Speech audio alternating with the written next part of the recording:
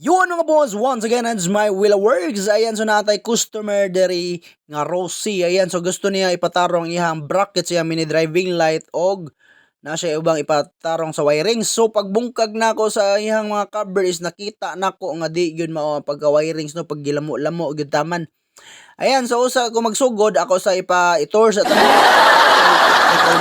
Ayan, so dirita sa 3-way switch sa mini driving light. So ang ihang power, so ang yang supply, ang yang ACC power, which is nagkuha siya sa ignition socket sa yawihanan. Dayon gipapiit pag yun. So dili na pwede sa to ang pag-wirings no.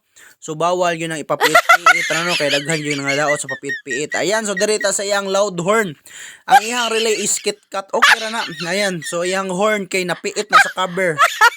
Ayan, tuig kapin na kuno na diha. Ayan. So, dili yun magawas ang kanindot tingog sa Pia horn. Ayan. So, iyang relay is KitKat, no? Ayan. So, makita nyo suda na. Dayon, ang positive ani niya, iyang supply is gidirect ra gyud sa battery. Wagi paaging fuse. So, delikado kayo. Kung, for example, emergency, magkasunog-sunog, short circuit. Delikado, sunog imong motor, ana. Ayan. So, tarungon to ganina.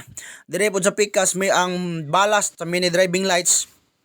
Wa jud ko kasabot ani giunsa ni pag-wirings. So actually tanan mekaniko kung kami magsunod sa kada trabaho maglibog yun minyo kadili bay na amo ang agi lahi-lahi mi og pamaagi or experience. So parehas ra pag wiring process pero ang pag-experience pagpahimutang sa wire diha dili na gyud magkaparehas ang tanang mekaniko. Ayan.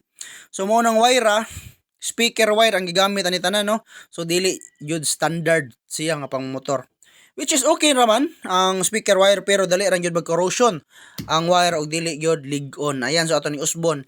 So ang nakita na ko na diha nga wire is which is para passing light daw to igbusina. Dayon di man gyud mao kay wagi paagi og diode. Okay raman og wide diode pero di gyud mao gyud pagtrabaho. Ayan. So natarong na nako ang loud horn ni sir. Pia horn din siya. So mo ni ang ganina nga naguba na gina di na mo tingog ang usa ana dayon ang usa paos. So ako rang gi-repair kay ma-repair pa man. Ayan, so naka-save si sir. Wow. Ayan, so ang wirings ganina nga nagkalat, ayan. Arita sa pikas para maklaro. Ayan, sa tubangan ay, diba? Limpyo na kayo. Wala na pit-piit. Ayan, so wala mo makita din nagdasok nga busina. Diba? Na nakilid sa airbox. Ayan. So limpyo na kayo. Nawala na tong kuan diha. Relay og mga ubang wire diha nga bungkag, no? Giun sa pagbutang. So tarungon na to tong trabaho. Ayan. So kinahanglan ta og taas-taas nga pasensya para natarong gyud nato og plastar ang atong trabaho. Ayan. So mag-wirings na lang ko sa loud horn. Di ba? Limpyo na kayo. Yan. So diha ra gyapon natag paagi. Ang pag-wirings ani is mura ra gyapon way na usab, no? Sa same ra gyapon sa original. Ayan. So atong gisubay diha. Ato ara, di ba?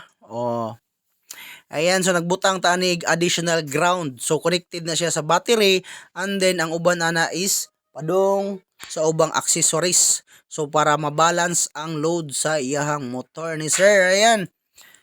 So mga sir, so humana gyud taw nagabin-an pa ko og mobiyahe pa ni si sir sa kuan. Ayan, ganina hapit gyud na to maputol ato ang tumoy sa tudlo. So mobiyahe pa ni si sir sa Cebu City, no.